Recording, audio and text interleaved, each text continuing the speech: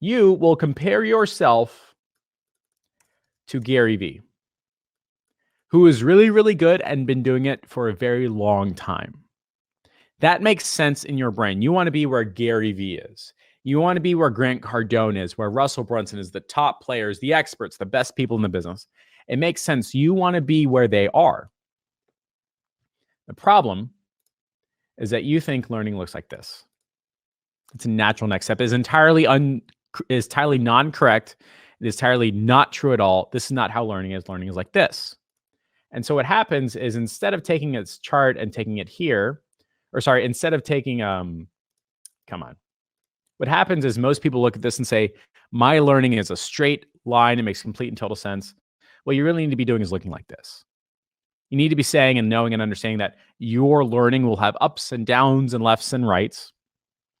And more importantly, you should not be comparing where you are to where somebody is 10, 20, or 30 years down the line. Not good for you. Ain't going to happen. Instead, you really should be comparing where you are to where Gary Vee was at your time frame. Maybe he was up here. Maybe he was down here. Maybe he was exactly where you started. Maybe he was down here. Maybe you've got a head start. Maybe you can beat him. Instead of looking at where Gary Vee is now, look at where Gary Vee was back then, back at his freshman year, back when he was just starting.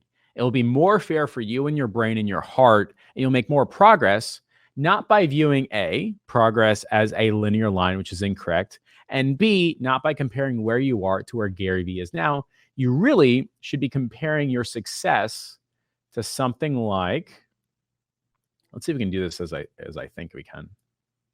Here we go. You really should be comparing you to where Gary Vee was 10 or 20 or 30 years ago.